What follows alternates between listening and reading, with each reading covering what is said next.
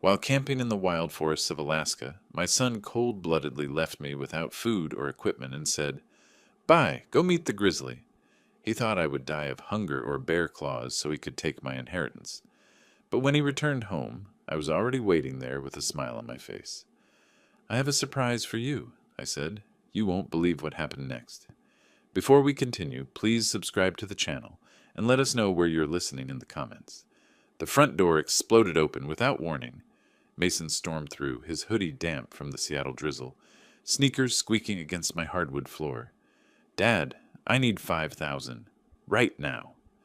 I froze by my desk, pen still in my hand from reviewing invoices. The aggressive edge in his voice hit me like a slap.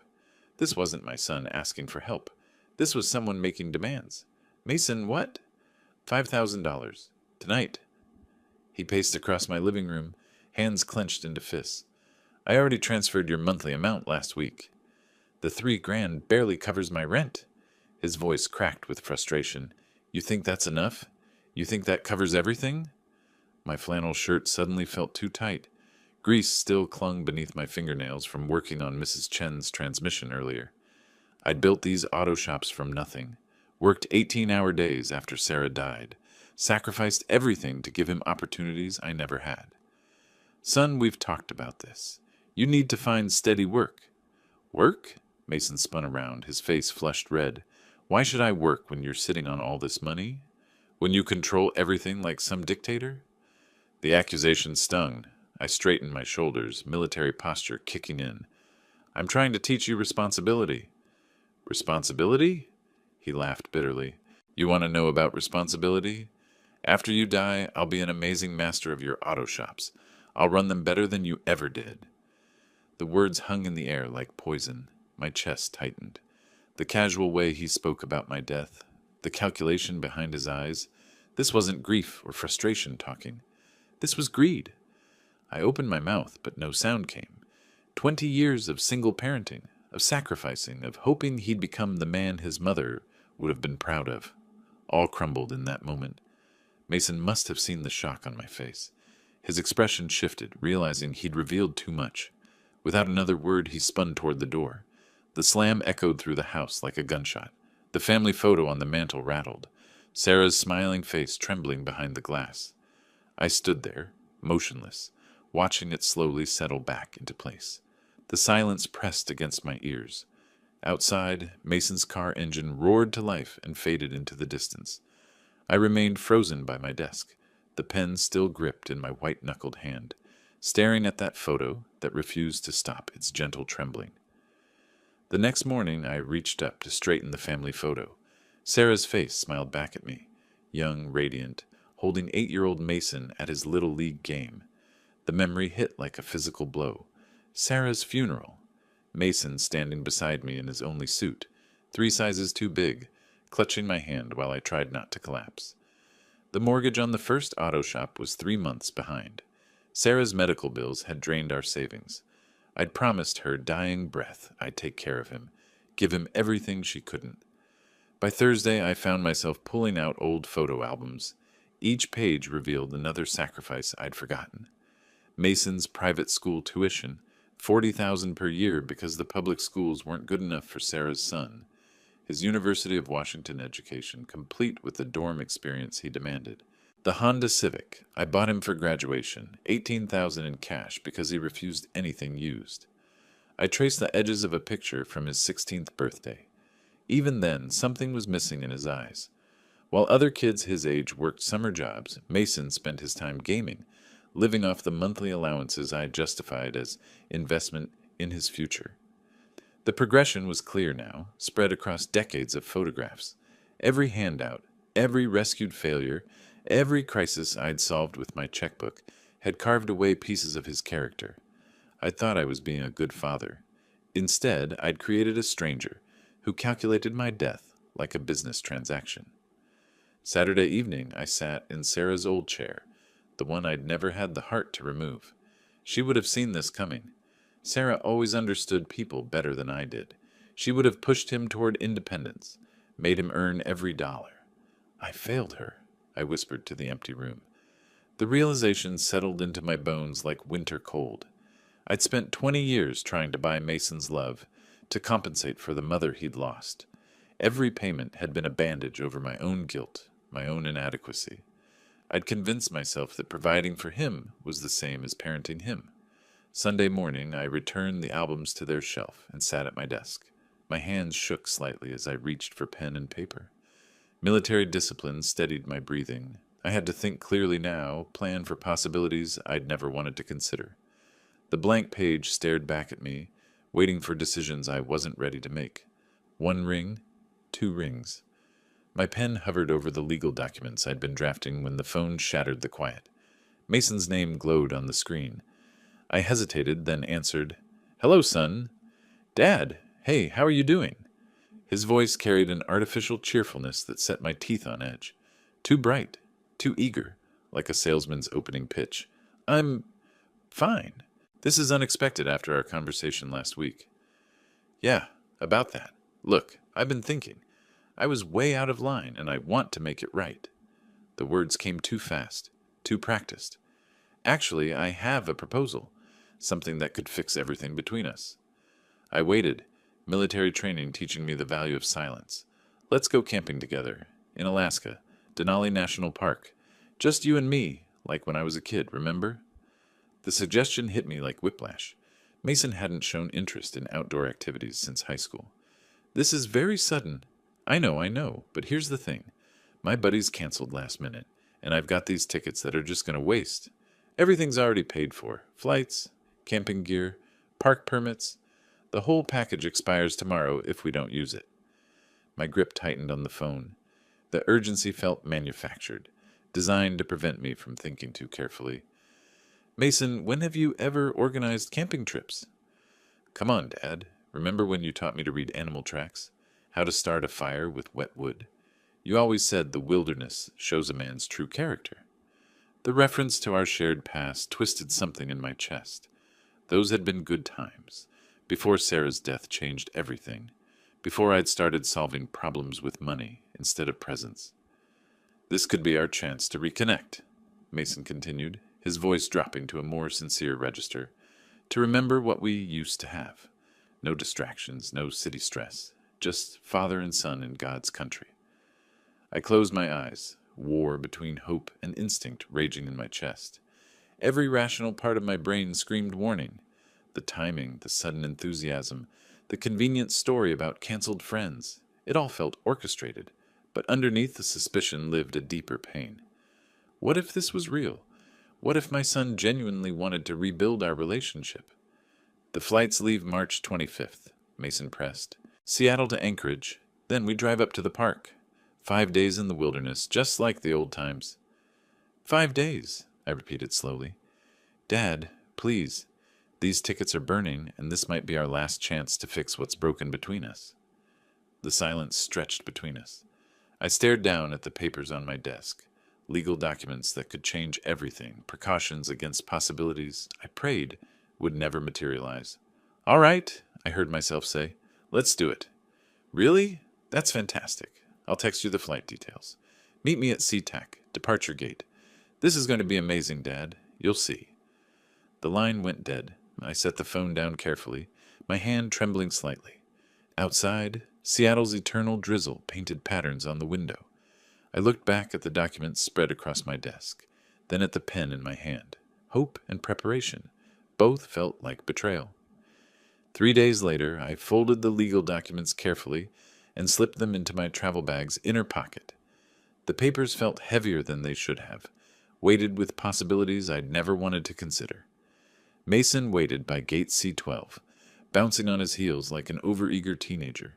His backpack looked brand new, tags still attached to the zippers. When he spotted me approaching, his grin stretched too wide. "Dad, perfect timing. They just called for boarding. You seem excited." I studied his face, noting the slight twitch in his left eye. Military training had taught me to read nervous energy, distinguish genuine enthusiasm from performance. Why wouldn't I be? Father-son adventure in the last frontier. He shouldered his pack with obvious effort. "When's the last time we did something like this?" During the first flight, he chattered non-stop about wilderness photography and fresh air, consulting his phone more than seemed necessary for someone eager to disconnect. I shared stories from my Navy survival training, how to read weather patterns, identify edible plants, navigate without GPS. You really know all this stuff? Mason asked, scribbling notes on a napkin. 20 years in the service teaches you to be prepared for anything.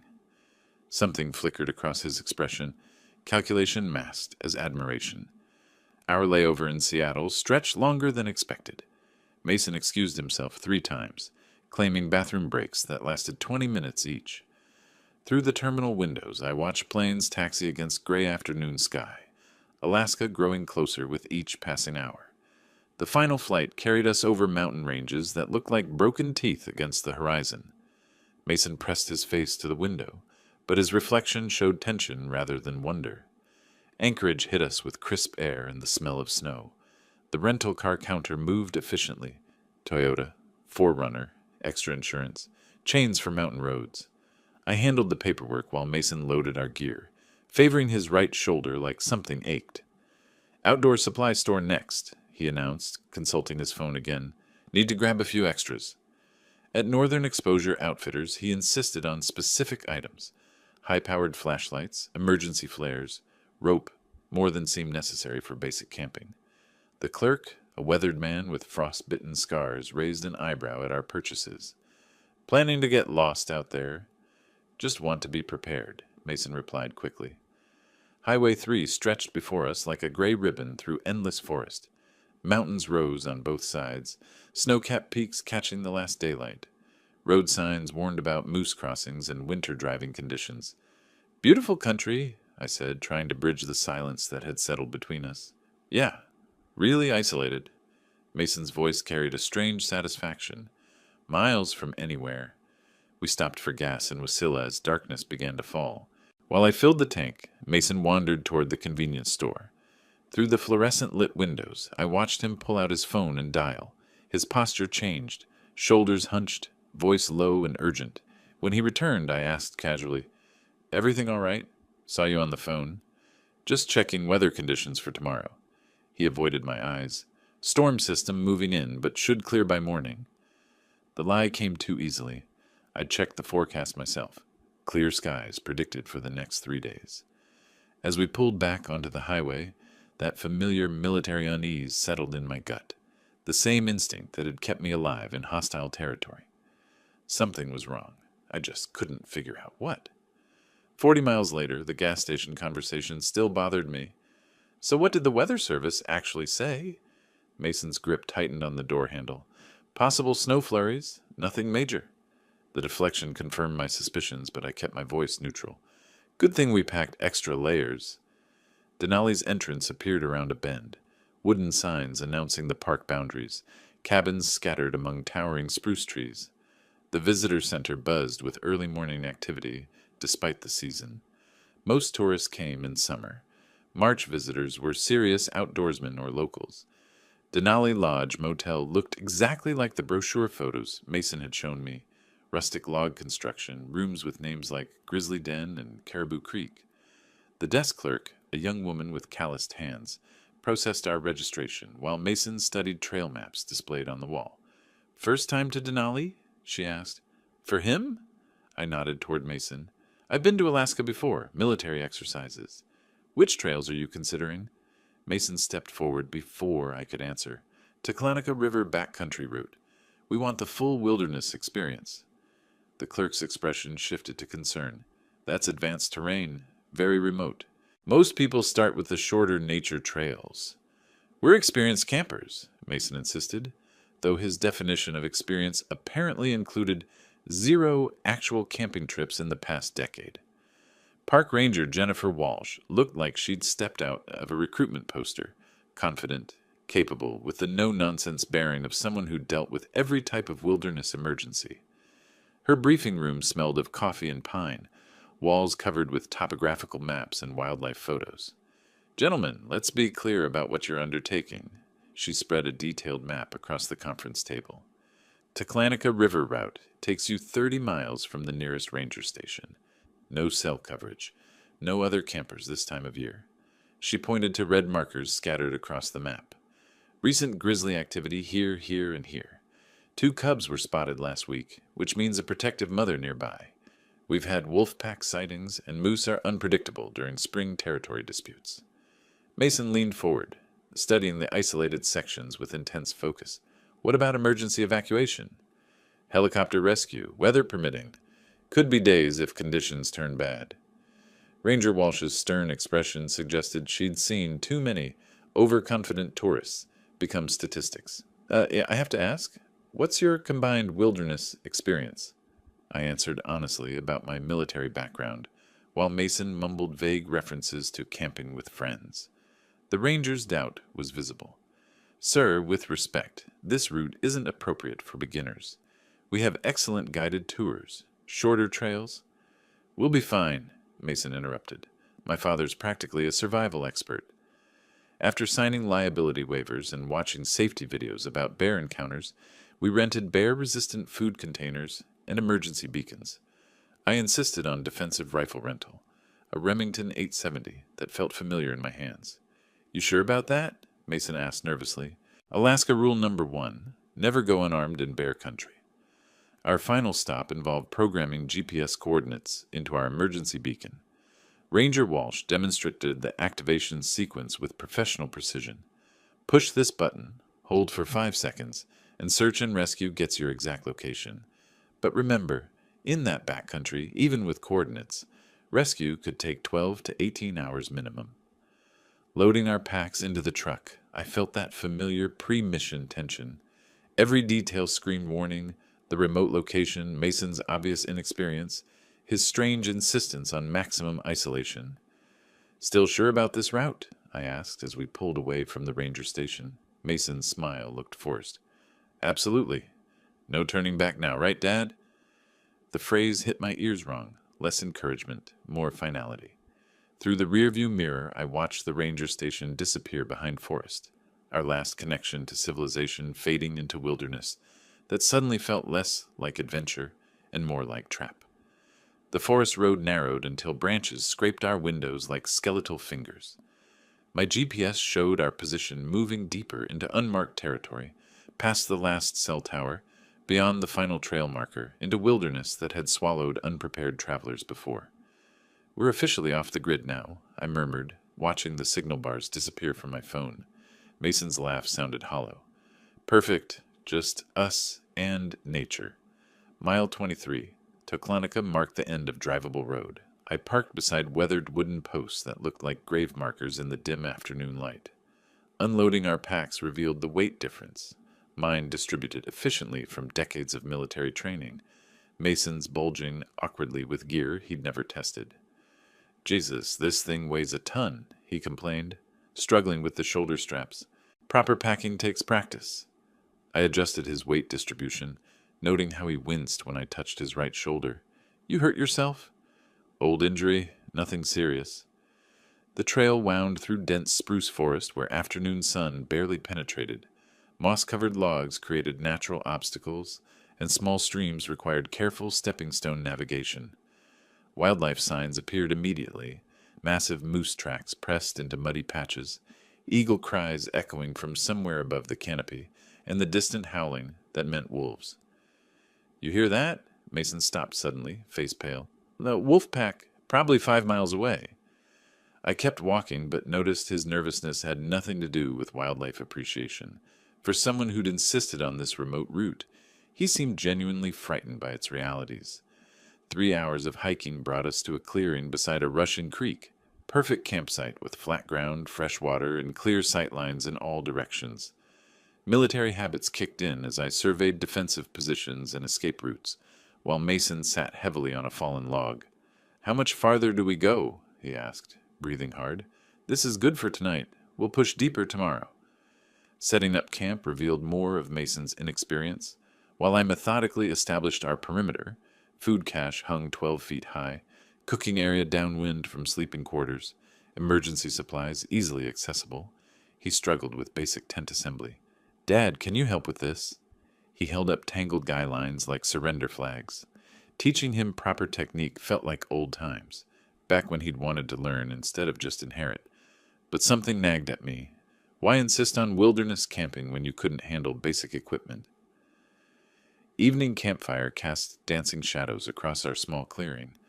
I prepared a simple meal while Mason sat unusually quiet, staring into the flames with an expression I couldn't read. The temperature dropped steadily. March nights in Alaska demanded respect. "Remember when we used to do this?" I tried conversation, hoping to recapture some connection. "You were maybe 10, insisted on roasting marshmallows until they caught fire." Mom was still alive then. His voice carried unexpected sadness. She loved our camping trips, said they brought out the best in people. Mason nodded, but his eyes remained distant. "Tell me about your childhood, Dad. Before the military, before the business. What was it like being poor?" The question surprised me. Mason rarely showed interest in my background. I found myself sharing stories I hadn't told in years. Growing up in rural Montana, working farms during summer, earning every dollar through sweat and determination. "Sounds hard," he said, but his tone suggested calculation rather than sympathy. "Hard work built character, taught me the value of earning what you have." Something flickered across his features, resentment, maybe, or frustration. But when he spoke, his voice remained carefully neutral. "Lucky for me, right? Getting to skip all that character building." The conversation continued around the fire, Mason prompting stories about my military service, survival training, the skills that had kept me alive in hostile environments. I shared more than usual, encouraged by what seemed like genuine interest. "How do you know when someone's lying to you?" he asked suddenly. Body language, voice patterns, inconsistencies in their story. I poked the fire, sending sparks spiraling into darkness. "Why?" "Just curious. You've always been good at reading people." Later, as I banked the fire for the night, peaceful silence settled over our campsite. Stars emerged in patterns I hadn't seen since my last deployment, unmarred by city lights. The wilderness felt pristine, untouched, almost sacred. "I'll take first watch," Mason volunteered. "Not really tired yet." "You sure? We've got a long day tomorrow." "Yeah, I want to enjoy this. Listen to the forest sounds." I crawled into my tent, trusting my son to wake me for the second shift. Through the nylon walls, I could hear him moving around the fire, adding logs, settling into watch position. Normal camping sounds that should have been comforting. But as sleep approached, something bothered me about his offer. In all our conversations, Mason had never shown interest in solitary reflection or nature appreciation. Why start now? The last thing I noticed before exhaustion took over was the change in sounds outside. No more casual movement around the fire, just careful stillness that suggested someone waiting rather than watching. Dawn light filtering through my tent walls brought me to consciousness. Outside, I heard the metallic clanking of equipment being loaded. Too early, too urgent for normal morning preparations. I unzipped the tent flap and stepped into frigid air that made my breath visible in white puffs. Mason stood by our truck, methodically packing gear with military efficiency he'd never displayed before. Every piece of survival equipment, GPS device, emergency beacon, rifle, food containers, disappeared into the vehicle. "What's going on?" My voice cut through the morning silence. Mason startled, then straightened with defiant posture. "Getting ready to leave. We planned 3 more days. What's the rush?" "Change of plans." He avoided my eyes, continuing to load equipment. "Weather's turning bad." The lie hung between us like smoke. Yesterday's forecast had been clear, and the sky showed no threatening clouds. My military instincts, dormant since arriving in Alaska, suddenly screamed warnings. "Mason, talk to me. What's really happening here?" Something snapped in his expression. Years of carefully controlled resentment exploded across his features like a dam bursting. "You want to know what's happening? I'm done. Done with your control, your manipulation, your constant judgment." "Son, I don't understand." "Don't!" He wheeled around, fists clenched. "Don't call me son. Sons don't get treated like employees. Sons don't have to beg for every dollar while their father sits on millions." The venom in his voice hit me like physical blows. This wasn't momentary anger. This was cultivated hatred, festering for years beneath our family's surface. "I've given you everything. You've given me nothing." Mason's voice cracked with rage. "You made me dependent, kept me weak, controlled every aspect of my life with your checkbook. Well, guess what? I'm taking control now." My hands trembled as understanding dawned. The camping trip. This whole thing was planned. Finally catching on, military genius? His laugh carried no warmth. Took you long enough? Why, Mason, if you needed money, we could have worked something out. I don't want your allowance anymore, Dad. I want what's mine by right. Your business, your assets, everything you've been dangling over my head for decades. The cold morning air seemed to freeze around us. I stared at this stranger wearing my son's face, speaking words that shattered 20 years of paternal love. You're planning to leave me here. Very good. Yes, I'm leaving you here to figure things out for yourself. Maybe 30 miles of wilderness will teach you what real dependence feels like. My chest constricted. Mason, this is bear country, without equipment, without GPS. Should have thought about that before you made me into your puppet. He slammed the truck's tailgate shut. Maybe you'll survive. Maybe you won't. Either way, I'll inherit what should have been mine years ago. Please, the words scraped my throat raw. Whatever I did wrong, we can fix it. Don't do this. For a moment, something flickered across his features. Doubt, maybe, or remembered affection. Then his expression hardened into something unrecognizable. Goodbye, Dad. He climbed into the driver's seat. Try not to meet the Grizzlies too quickly. I want you to have time to think about what you created. The engine roared to life. I stepped toward the truck, desperate to reason with him, but he threw it in reverse and backed away. Through the windshield I saw his face, cold, calculated, devoid of any filial emotion. Mason! My shout echoed off distant mountains as the truck disappeared around a bend. The sound of the engine faded gradually, leaving me standing on an empty dirt road in the vast Alaskan wilderness, 30 miles from the nearest human being. Dust settled around my feet. The silence that followed was absolute. No human sounds, no mechanical noise, just the whisper of wind through spruce trees and the distant cry of a hawk. I stood there for a long moment, processing the enormity of what had just happened. My son, the boy I'd raised, protected, provided for, had just sentenced me to death. The dust from Mason's truck still hung in the air when military training kicked in, overriding the emotional devastation. Shock was a luxury I couldn't afford, not 30 miles from civilization in Grizzly country. I forced myself to breathe steadily, letting decades of Navy discipline take control. First rule of survival, assess your resources. I patted down my pockets, wallet, house keys, a small folding knife I'd forgotten about. No food, no water, no GPS, no emergency beacon. The clothing on my back and nothing else. Second rule, evaluate the environment. March in Alaska meant temperatures dropping below freezing at night. The terrain around me consisted of dense spruce forest, unmarked trails, and complete isolation. Ranger Walsh's warnings echoed in my memory, recent grizzly activity, wolf packs, unpredictable weather patterns. Third rule, prioritize survival needs. Shelter, water, signaling, navigation, in that order. I studied the sun's position, calculating direction. East led deeper into wilderness. West eventually reached the main park road, though at what distance I couldn't determine. My aging memory summoned fragments of topographical knowledge from the ranger station briefing. River systems flowed generally northwest toward the park boundary. Movement was critical. Standing still meant death. I began walking west, following the faint tire tracks Mason had left. Within 100 yards, the tracks diverged from what appeared to be an animal trail cutting through the underbrush. Game trails usually led to water sources, essential for survival and potential rescue visibility. Every step required conscious effort. At 58, my knees protested the uneven terrain, and my civilian conditioning was worlds away from my military peak. But anger fueled my movement, fury at Mason's betrayal, at my own blindness, at the years I'd wasted enabling his transformation into this monster. The forest closed around me like a living tunnel.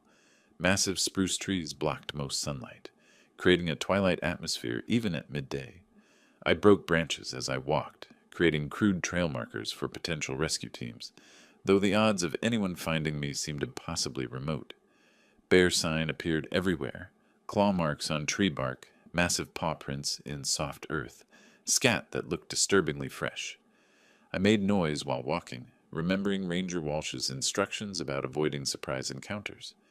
The irony wasn't lost on me. My son had placed me in a situation where bears might be the least of my problems. Hours passed. My mouth grew dry, then parched. The game trail meandered through increasingly dense vegetation, and several times I lost it completely, forced to backtrack and search for the continuation. Exhaustion crept into my legs, but stopping meant losing precious daylight.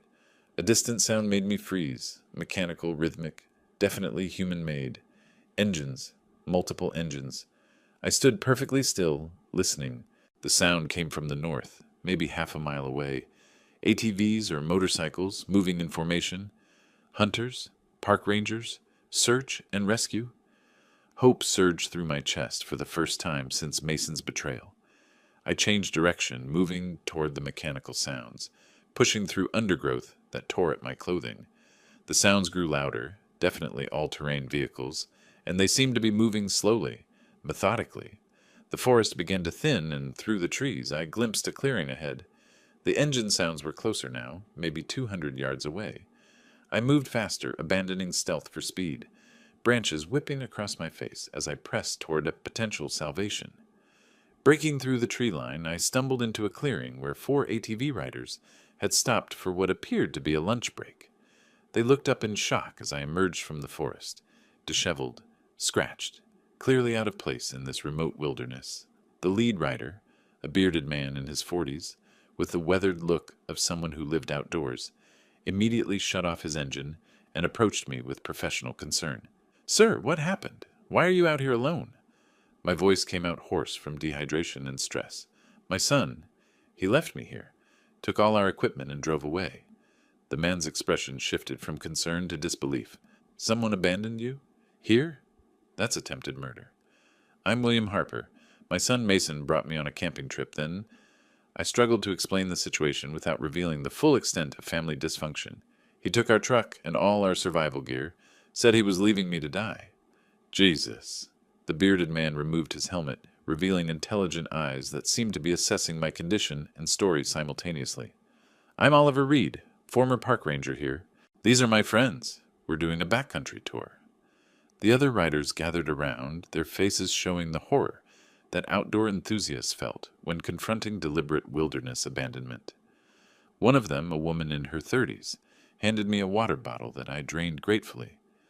"How long ago did this happen?" Oliver asked, his tone becoming professional and urgent. "This morning, maybe 4 hours ago." Oliver exchanged glances with his companions. "We need to get you out of here immediately. Radio range is limited, but we can reach the ranger station from higher elevation." "There's something else," Oliver continued, studying his GPS device. "If your son took the main road out, he's looking at a 6-hour drive minimum to reach Anchorage. But I know a shortcut, old ranger trail that cuts through the backcountry. We can have you back to the park entrance in 90 minutes. The implication hit me like electricity. "You mean I could get back before him?" "Easily. The question is, do you want to involve law enforcement immediately, or do you have other plans?" Something hard crystallized in my chest, replacing the desperation and fear I'd carried since dawn. Mason had calculated my death, planned my abandonment, counted on my helplessness. He'd made one critical error, underestimating the wilderness community's solidarity and my own survival instincts. "I want to get back to the motel first," I said carefully, "before I decide anything about police." Oliver nodded, understanding passing between us. "Climb on behind me. We'll take the ranger trail. Your son will never see us coming." The ATV ride through hidden forest paths revealed a side of Denali I'd never imagined. A network of service trails maintained for emergency access, known only to rangers and serious backcountry guides.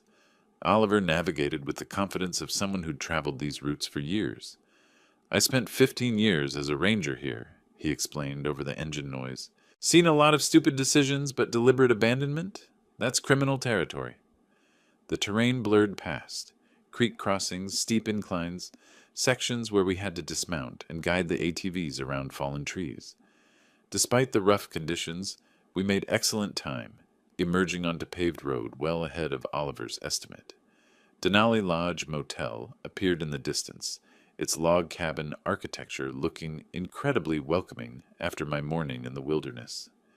As we approached the parking area, I scanned for our rental truck, not yet returned.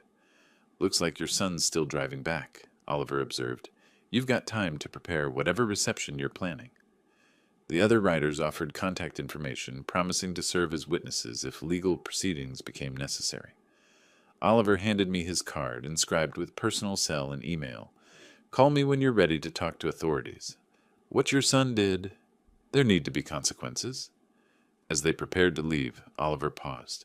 "Sir, you mind me asking, what are you planning to do when he gets back?"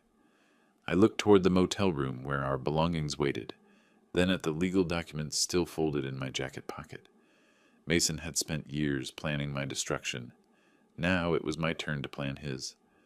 "I'm going to give him exactly what he wants," I said quietly, "just not the way he expects to get it." Back in our motel room, I sat on the edge of the bed and pulled out my phone. Oliver's card lay beside me, along with his offer to contact authorities immediately. But first, I needed to understand exactly what I was dealing with. The legal documents I'd prepared back in Seattle felt prophetic now, folded in my jacket pocket like a loaded weapon. 3 weeks ago, I'd changed my will in a moment of paternal disappointment. Now that decision looked like divine preparation for war. I spread the papers across the small desk, reviewing the language I'd crafted with my attorney. Mason would inherit nothing. Everything would go to wildlife conservation charities, veterans organizations, and a scholarship fund in Sarah's name. The irony was perfect. My son's attempt to murder me for inheritance would leave him with exactly nothing. But legal documents alone weren't enough. I needed evidence, witnesses, consequences that would follow Mason for the rest of his life. I dialed Oliver's number. He answered on the first ring.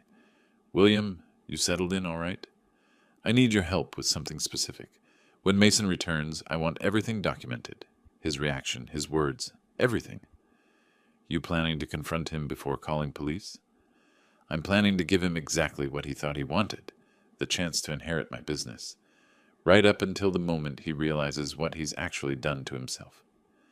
Silence stretched across the connection. Finally, Oliver spoke. "That's strategic. You want me there as witness?" "If you're willing, and maybe bring that digital camera you had on the trail. Mason's going to say things that should be preserved for a jury." "What time you expecting him?" I calculated Mason's route. Main Park Road to Anchorage Highway. Probable stops for gas and food. His tendency to drive cautiously on unfamiliar roads.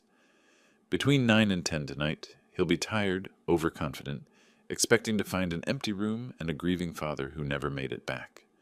Instead, he finds his intended victim very much alive, and very well prepared. After Oliver agreed to arrive by 8:30, I called my attorney in Seattle. The conversation was brief, but crucial. Tomorrow morning, the new will would be filed officially, regardless of tonight's outcome.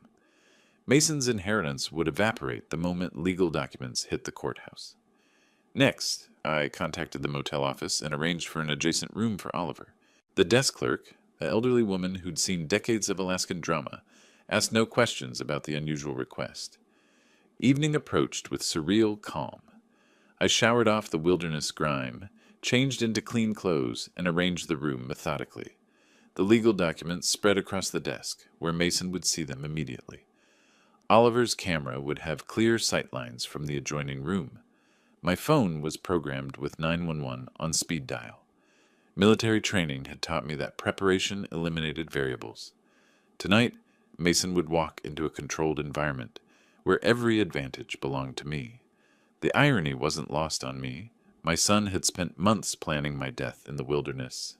Now I was planning his social and financial death in civilization. The difference was that my plan would leave him alive to face consequences. At 8:15, Oliver knocked softly. He entered carrying professional photography equipment and the grim expression of someone who'd seen too many wilderness tragedies. Recording equipment set up in the adjacent room, audio and video coverage of this entire space. He gestured toward the connecting door. "When he arrives, you'll have everything documented." "What happens legally when we turn this over to authorities?" Attempted murder in the first degree. Alaska takes wilderness abandonment seriously. It's essentially death sentence with extra steps. With your testimony, my witness statement, and whatever he says tonight, he's looking at serious prison time. I nodded, feeling a cold satisfaction settle in my chest. Then we wait. Outside, darkness gathered around the motel like a closing fist. Through the window, I could see the main road, where Mason's headlights would soon appear, carrying him toward a reckoning he'd never imagined possible. The phone showed 8:47 p.m. Any minute now, my son would discover that his perfect crime had become his perfect downfall. Headlights swept across the parking lot, and I recognized the distinctive sound of our rental truck engine. Mason had returned from his failed murder attempt, probably rehearsing grief-stricken phone calls to report his father's tragic disappearance. I positioned myself in the chair facing the door, legal documents clearly visible on the desk.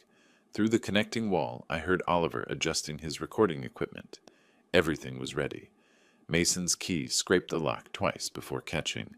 When the door opened, he stepped inside with the cautious air of someone expecting to find an empty room. The overhead light illuminated his face, and I watched recognition hit him like a physical blow. "Dad," the word came out strangled, disbelieving. "Hello, son. How was your drive?" His face cycled through confusion, shock, and something approaching terror. How are you here? How did you get back? Turns out I'm harder to kill than you calculated." Mason's legs seemed to buckle slightly. He gripped the doorframe, eyes darting around the room as if searching for escape routes. "I don't understand. I left you 30 miles. 30 miles from nowhere without food, water, or equipment. Yes, I remember." I kept my voice conversational, almost friendly. Interesting choice of last words, by the way. "Go meet the Grizzlies." Really captured the sentiment beautifully. "Dad, wait. You don't understand." "Oh, I understand perfectly. You brought me to Alaska to murder me for my inheritance. Spent months planning it, researched the most remote location possible, even practiced your shocked son routine for when the authorities found my body." Mason's mouth opened and closed wordlessly. Sweat beaded on his forehead despite the cool evening air. "The problem with your plan," I continued, standing slowly, "is that you underestimated the wilderness community. Turns out there are people who actually help each other survive, instead of abandoning family members to die. Look, if this is about money, it was always about money for you. That's what I finally understand. Every conversation, every camping trip, every moment of what I thought was father-son bonding, you were just calculating my net worth." I walked to the desk and picked up the legal documents. "You want to know what's fascinating? 3 weeks ago, right after our fight, I changed my will. Called it paternal disappointment at the time." Mason's eyes locked onto the papers in my hands. "What do you mean, changed?" "I mean you inherit nothing.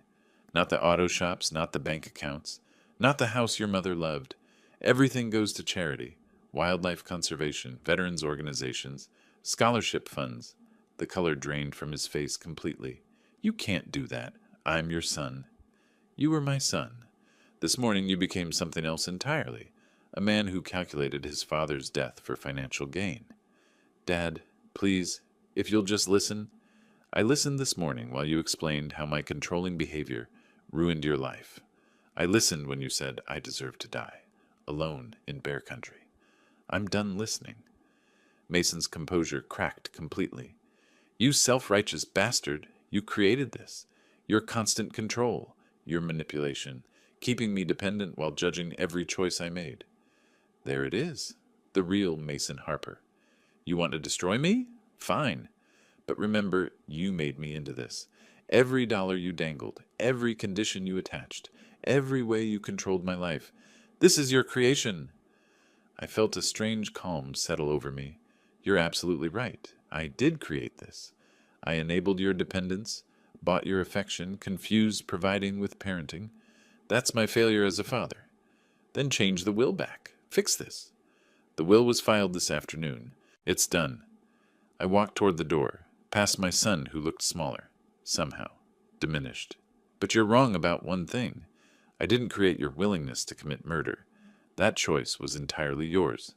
Mason's voice cracked. "Where are you going?" "To call the police. Attempted murder is still a felony, even when it fails. Dad, wait. I paused at the threshold. Goodbye, Mason. In a strange way, you've given me exactly what I needed. Absolute clarity about who you really are. The last thing I saw before stepping outside was my son collapsing into the chair I'd vacated, staring at the legal documents that represented the complete destruction of everything he'd tried to gain through my death. The fluorescent lights in the Anchorage Police Department interview room buzzed overhead as Detective Sarah Martinez reviewed the evidence spread across the metal table. Oliver's digital recordings, my sworn statement, and Mason's own recorded confession from the motel room created an overwhelming case. Mr. Harper, I've been investigating wilderness crimes for 8 years. This is the most premeditated case of attempted murder I've encountered. Detective Martinez clicked through the audio recordings on her laptop. Your son's statements are remarkably incriminating. He always was thorough when he wanted something. The district attorney will file charges this morning. Attempted murder in the first degree, reckless endangerment, and conspiracy to commit fraud regarding your inheritance. Alaska doesn't treat wilderness abandonment lightly. Through the interview room window, I could see Mason in handcuffs being processed at the booking desk. Overnight in jail had stripped away his last pretenses. No more manipulation, no more charm, just a 28-year-old man facing the consequences of calculated evil. Oliver sat beside me, having driven down from Denali to provide his witness testimony. What's the likely sentence for this kind of crime? 15 to 25 years, depending on plea negotiations. Alaska views deliberate wilderness abandonment as equivalent to attempted murder, because that's exactly what it is. I watched my son through the glass, feeling an unexpected absence of satisfaction. This wasn't victory. It was just the natural endpoint of choices he'd made over years of increasing entitlement and resentment. Will you be returning to Seattle today? Detective Martinez asked. Tomorrow. I need to visit my attorney here first. Finalize some estate planning documents. The detective nodded knowingly. Making sure your new will is completely secure? Among other things. I stood, gathering my jacket and the evidence folders. I'm establishing a foundation in my late wife's name. Seems appropriate that Mason's inheritance should help people who actually deserve assistance. Oliver and I walked out of the police station into crisp Anchorage morning air. Downtown traffic moved with typical Alaska pace, unhurried, practical, purposeful. What happens now? Oliver asked. Back to your business in Seattle. Back to figuring out what kind of man I want to be in whatever years I have left? I looked up at the Chugach Mountains rising beyond the city skyline. Turns out surviving your own child's murder attempt gives you remarkable clarity about priorities. You planning to visit him during the trial? The question caught me off guard. I considered it seriously, the paternal instinct to maintain connection warring against the reality of what Mason had attempted. No, the man I raised died somewhere in those woods yesterday morning. What's left isn't my son anymore. We reached Oliver's truck in the parking lot. He handed me a business card with his personal information. If you ever want to come back to Alaska for the right reasons, camping, fishing, actually enjoying the wilderness, call me. First trip's on the house. Why would you do that? Because you survived something that should have killed you, and instead of letting it make you bitter, you're using it to help other people. That's worth supporting. I shook his hand, feeling genuine gratitude for this stranger who'd become an unlikely ally.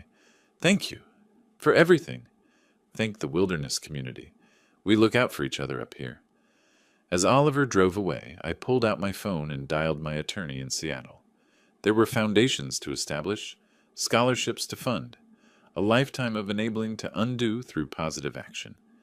Mason had brought me to Alaska to die for money. Instead, I'd learned to live for purpose. In trying to destroy me, he'd accidentally taught me the difference between providing for someone and actually caring about them. The irony was perfect, and perfectly just. 3 days later, back in Seattle, I received a letter from Mason in jail. 5 pages of manipulation disguised as apology, promising change if I'd just reconsider the inheritance, explaining how prison would ruin his life. I read it once, then fed it through my office shredder. Some relationships don't survive attempted murder, no matter how much money you've invested in them. If you like this story, please like this video, subscribe to the channel, and share your impressions of this story in the comments. To listen to the next story, click on the box on the left. Thank you for watching.